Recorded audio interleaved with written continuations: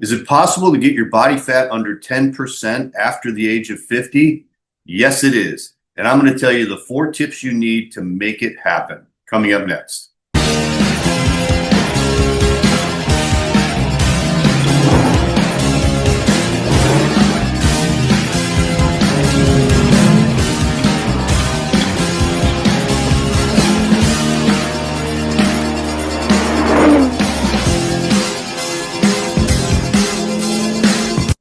Hey, this is Coach John Hansen, Natural Mr. Olympia, 3-time Natural Mr. Universe, and Masters Nationals champion in the over 60 division.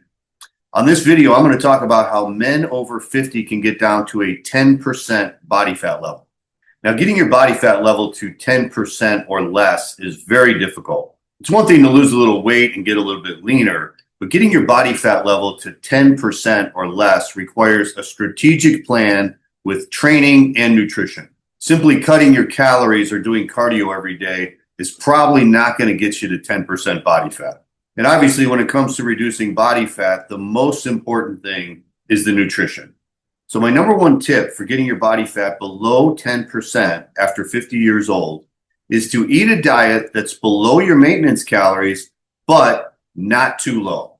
One of the most common mistakes I see when guys try to lose weight is they will lower their calories way too low. I've seen men 6 feet tall, 230 pounds, eating under 1,500 calories. There are bikini girls who weigh 100 pounds who eat more food than that. Remember, in order to get a 10% body fat level, you have to hold on to your muscle tissue while you're losing your fat. If you don't eat enough calories, you're going to end up losing muscle, and the more muscle you have, the faster your metabolism is going to be. If you end up losing muscle, your metabolism will slow down, and trying to get your body fat all the way down to 10% is going to be impossible. So that's why it's important to eat enough calories to maintain and even build muscle tissue while you're losing the body fat. Remember, calories are made of the 3 macronutrients: protein, carbohydrates, and fat. Protein is going to build and maintain muscle tissue while you're losing your body fat. A good overall rule to follow is to eat 1 gram of protein for every lean pound of muscle mass. I even recommend eating a little bit more protein than that, just to ensure that you're going to hold on to that muscle tissue while you're reducing your body fat. Remember, your calories have to come from somewhere. It's going to come from a combination of protein, carbohydrates, and fat. When you reduce your calories too low, you're taking away from all 3 of these macronutrients, and you're not going to be able to feed your metabolism or to rebuild muscle tissue, which is eventually going to work against you. What I would recommend before you start any weight loss diet is to figure out how many calories and how many macros you're eating now while you're maintaining your body weight. Let's say you're eating 2,800 calories every day and your body weight is staying the same week after week. If you drop your calories to around 25, maybe even 2,400, your body will gradually start to lose weight each week. But within that 2,500 caloric range, you should be able to eat enough protein, carbohydrates, and fat to both lose weight and build muscle. So yes, you have to cut your calories, but you don't want to cut them too low. You just want to cut them just below your maintenance in order to be able to feed that muscle tissue, provide enough calories for your energy and for your recuperation, and keep your hormones operating efficiently. Going too low with the calories, especially at the beginning of the diet, is going to do nothing but slow your metabolism down, and you'll end up hitting a sticking point almost immediately. Once you hit that sticking point, you're going to end up working harder and harder and harder and getting nowhere, and your body fat will not go down.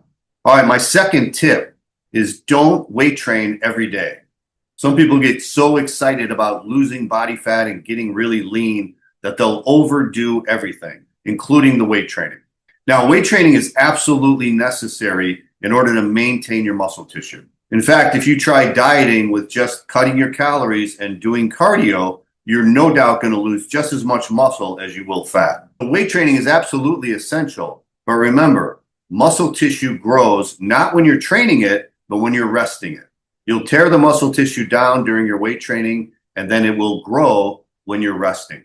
And when we get older, past the age of 50, our bodies don't recuperate as well as it did when we were in our 20s. In other words, your body needs more rest. If you're weight training 6 days a week in an effort to build more muscle faster, you're probably going to be overtraining. That muscle tissue is never going to get a chance to grow. Instead of training more often, try training more effectively and then take more rest days.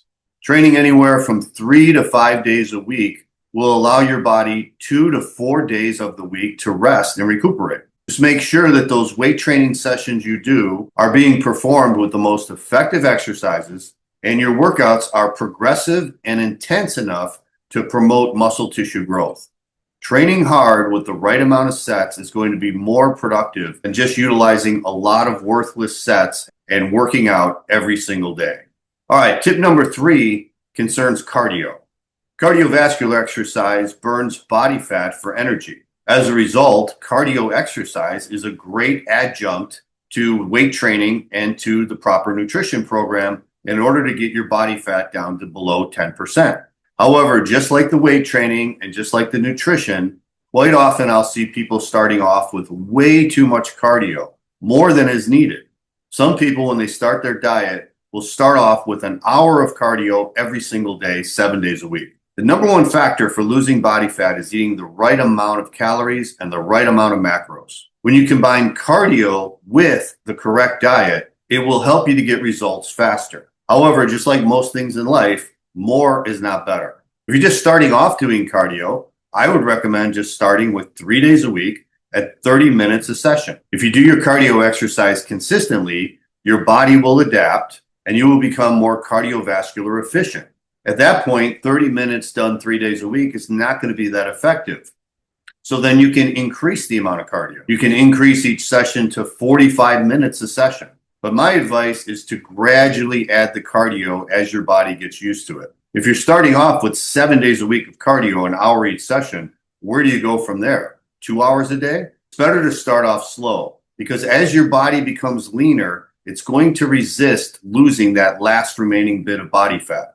At this point, this is when it's going to help to increase your cardio and start doing it every day, maybe up to an hour a day.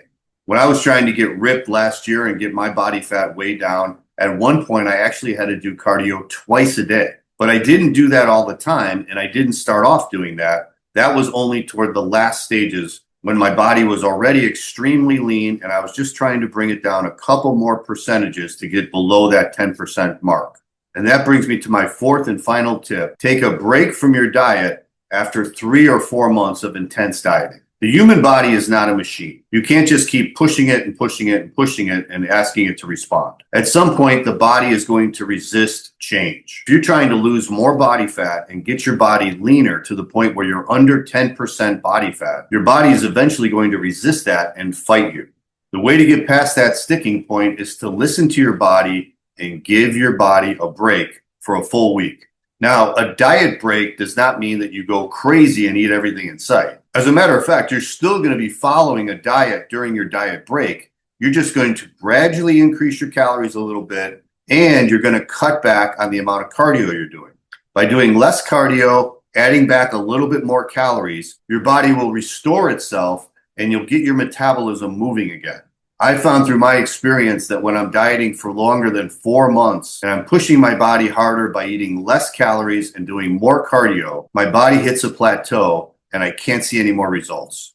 I've gone as long as 6 or 8 weeks with the body just stuck and not seeing any progress at all. The best way to overcome this is to take 1 step back in order to take 2 steps forward. Give yourself a diet break for a full week, let your body reset, and when you go back on the diet and you start your cardio again, you'll go back to seeing much better results very quickly. If you guys have any questions about this and you'd like to schedule a free phone call with me, go to my website, johnhansenfitness.com. We'll schedule a free 30-minute call where we can talk about your training and your nutrition, and I'll answer any questions you might have. And if you like this video, please share it with your friends, hit the like button, and subscribe to this channel for more videos just like this. All right, guys, this is Coach John Hansen.